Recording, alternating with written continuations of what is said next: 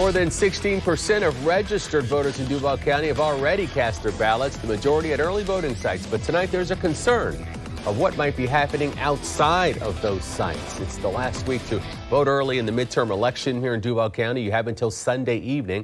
If you haven't voted yet, but you want to skip the election day lines, we've got you covered. Just go to newsforjax.com for a breakdown of where to vote. Election day is next Tuesday, November the 8th. And already nationwide, we've seen reports of people with guns at some drop-off ballot boxes.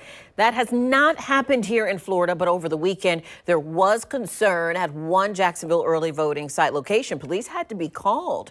News4Jax reporter Jim Piggott joins us live from the convention center. Jim, what happened there? Well, first I want to show you what's happening right now, and that's not a lot of voting going on. This is one of the sites that's not a busy one, but over the weekend it was. And there was an incident out there as well because somebody claiming to be an official poll watcher was trying to make her way in here, and there was a confrontation. As you had mentioned, police were called. Now, it wasn't a really big issue, but it shows that there's concern about this election. The convention center is not a busy early voting site, but it's the only one to report a problem so far in this election. She identified herself as a poll watcher, but did not want to give any further identification. So our team leader really didn't have a choice because according to the law, you have to be a poll watcher to be in the room. According to the supervisor of elections office, a woman tried to pass herself off as someone who would be allowed inside to watch voters. A poll watcher is somebody who represents either a political party, a candidate, or a political action committee.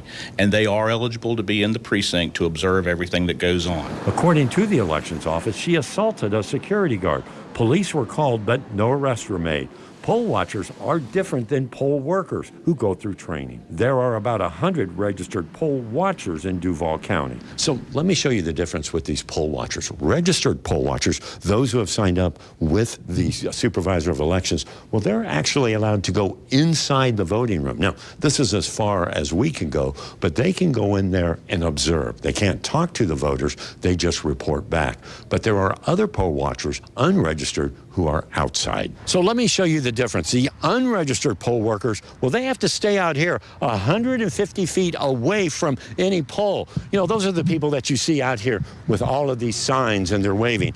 They can be observing what's happening. They just can't go into the polling room. I was at several early voting sites today. I didn't see any poll watchers, but talked with voters about their experience outside the polls. Nobody got no business standing out here intimidating people. Richard Soul says the only problems he had is in past election, where those outside the polls were trying to get him to vote for a particular candidate. I asked him about what was happening inside when he votes. Yeah, I've never had no trouble inside. And you trust the process? Yes, I do. I think that's the only, we got to trust it. You know, and one thing about those poll watchers, they have to register 2 weeks before the election. And again, as it was mentioned, they have to be either with a political party or a specific group in order to do it. Jim Piggott, Channel 4, the local station.